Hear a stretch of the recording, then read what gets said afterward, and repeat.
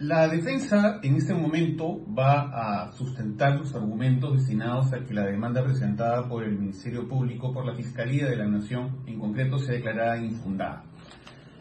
Pero previo a ello, señor presidente, señores magistrados, debemos de establecer un marco de explicación de cuál es el soporte legal, el soporte normativo que ha dado origen a esta petición. En primer momento, tenemos que mencionar que ya el artículo 35 de nuestra Constitución Política establece en la parte infine que mediante ley se establecen disposiciones orientadas a asegurar el funcionamiento democrático de las organizaciones políticas, lo cual, disposición normativa, que como ustedes bien saben, tiene un correlato en el artículo 14.1 de la ley 28094.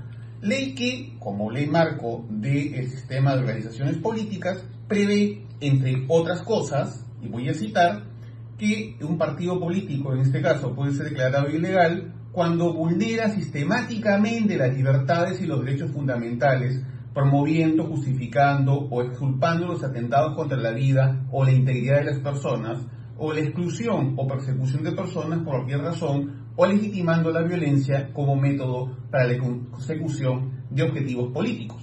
Si ustedes leen ese texto, como estoy seguro que lo han hecho, el término sistemático hace que la declaratoria de ilegalidad no sea algo simple, sino que requiere que de parte del Ministerio Público se acredite una conducta reiterada, permanente, continua en el tiempo y totalmente evidente destinada a afectar la democracia. ¿Y esto por qué? Porque este artículo 14.1, presidente, señores magistrados, no es un artículo que se encuentra aislado, sino se encuentra dentro de la ley de organizaciones políticas y como tal regula, entre otros, el funcionamiento de los partidos políticos que, como todos sabemos, son expresión clara del funcionamiento democrático. También es así, señores magistrados, que nuestra propia Constitución política reconoce, como ustedes bien saben, como derecho fundamental, el derecho a participar organizadamente en la vida nacional. Entonces, si entendemos que el término sistemático es una especie de estándar para poder declarar la ilegalidad de una organización política, también debemos entender que esta declaratoria de ilegalidad es en sí una última ratio.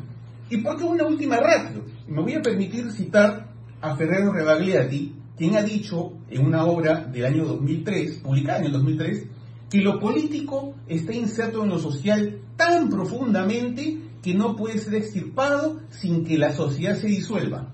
Esta disputa de poder lleva a organizar partidos o agrupaciones que persiguen el ejercicio del gobierno. Es decir, el debate, la discrepancia, el conflicto de ideas es algo inherente al partido político, es algo inherente a la organización política, es algo inherente al poder. Por lo tanto, no podemos pensar que el debate político, que la vida política pública, que la conducta de militantes o simpatizantes puede ser una conducta totalmente ascética. Es una conducta en la cual existen situaciones que evidentemente no pueden llegar al nivel que acabamos de mencionar. Dicho ello, tenemos que entender que la demanda presentada por la ex fiscal de la Nación no cumple con el estándar que hemos mencionado. ¿Y por qué? Voy a permitirme reproducir brevemente las imputaciones que ha hecho mención el señor representante de la fiscal de la Nación, o del fiscal de la Nación. Primero, ha imputado a Fuerza Popular, señores magistrados, la promoción de atentados y persecución de magistrados, fiscales, periodistas y funcionarios. En específico, ha hecho mención a los fiscales Vela Barba y Pérez, así como a funcionarios y autoridades del Jurado Nacional de Elecciones y a periodistas también como Gustavo Gorriti, Rosa María Palacios, a través de la conducta que ha desarrollado o que habría desarrollado un grupo organizado de la sociedad civil denominado La Resistencia. En concreto, lo que dice el Ministerio Público, lo que dice la fiscal de la Nación es que Fuerza Popular debe ser declarado ilegal, disuelto y clausurar sus locales porque existe una agrupación de la sociedad civil denominada La Resistencia, quien ha desarrollado actividades de, entre comillas, acoso contra ciertos personajes públicos. Evidentemente que esto demuestra una ausencia de vínculo orgánico, no podemos atribuir conductas de terceros que no forman parte del partido político, ni siquiera aplicando el principio de primacía de la realidad que ha sido reconocido en la sentencia del caso del partido Antauro para poder declarar su ilegalidad, ni siquiera en ese estándar podríamos hablar de una relación o vínculo orgánico. Asimismo, tan importante es el tema de la democracia y del respeto de las personas por parte de Fuerza Popular, que tal como hemos probado en nuestra contestación de demanda, el partido y su lideresa, la señora Keiko Fujimori Gucci, sí han deslindado públicamente de la conducta de estas personas. Personas que a nuestro juicio ejercen su derecho a la libertad de expresión, guste o no, ácido o no, son ejercicios de la libertad de expresión, pero de las cuales el partido ha mantenido su distanciamiento. ¿Por qué? Porque no forma parte de la estructura orgánica, ni tampoco forma parte, en aplicación del principio de primacía de la realidad, de una orientación que pueda haber brindado el partido. También se imputa, como parte de esta causal, el que algunos militantes de la estructura formal del partido, es decir, de la lista de militantes, han expresado expresiones como locos, payasos, entre otros, a ciertos representantes del Ministerio Público. Señores magistrados, ese tipo de estándar es el que quieren aplicar para poder disolver un partido político que representa a miles de ciudadanos, o debemos de entender que los funcionarios públicos deben asumir un estándar más alto de soportar, de soporte, de tolerancia a las críticas ácidas que puede venir de la población o de organizaciones de la sociedad civil. ¿Debemos disolver un partido por esto? ¿O debemos de entender que son conductas que pueden desarrollarse dentro de una sociedad con un grado de tolerancia? Finalmente, con respecto a este punto, a esta supuesta promoción de atentados y persecución de magistrados y demás personas, no existe una sola prueba directa en los medios probatorios aportados por la parte demandante que puedan vincular al partido, a su organización, a la política del partido vinculada a este tipo de actividades. Con respecto a los supuestos actos antidemocráticos sistemáticos vinculados a la exclusión de algunos militantes.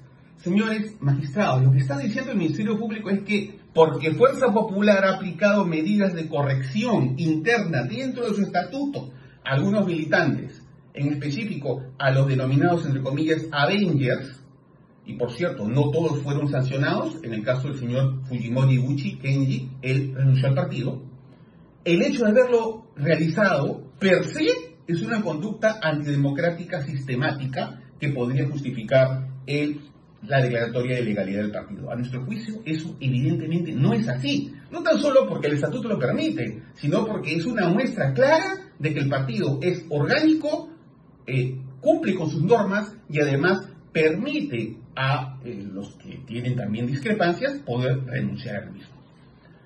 Con respecto a la imputación por la supuesta exculpación de crímenes vinculados a temas de lesa humanidad y la supuesta narrativa histórica vinculada a este asunto, Fuerza Popular siempre ha manifestado a través de su Escuela Naranja, a través de sus pronunciamientos públicos, que en el caso de su líder histórico, el expresidente Alberto Fujimori, la consideración que tuvo la sala penal al momento de emitir la sentencia condenatoria respectiva por delitos de lesa humanidad no fue la pertinente.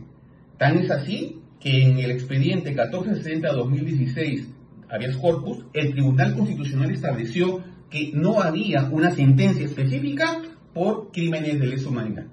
Eso es lo que siempre se ha reproducido y eso es lo que hoy el Ministerio Público pretende traer a esa instancia como argumento para poder decir de que Fuerza Popular justifica crímenes de lesa humanidad.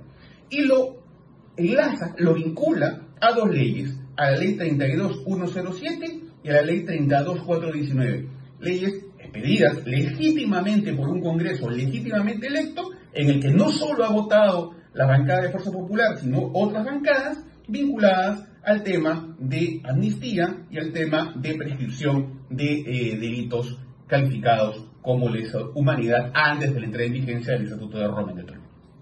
Entonces, desde nuestro punto de vista, el hecho de mantener una postura vinculada al caso del expresidente Alberto Fujimori y al tema vinculado a la Escuela Naranja y a los pronunciamientos del partido sobre ese tema, es un ejercicio legítimo de la libertad de expresión y opinión de sus militantes.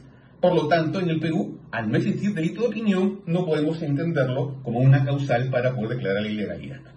Como ya he mencionado, ya el Tribunal Constitucional ha mencionado y ha declarado que no existe un pronunciamiento específico por el caso de lesa humanidad, por lo tanto, reconocerlo públicamente no es ni puede entenderse como una conducta antidemocrática al estándar de pedir o sostener válidamente una declaratoria de ilegalidad del partido.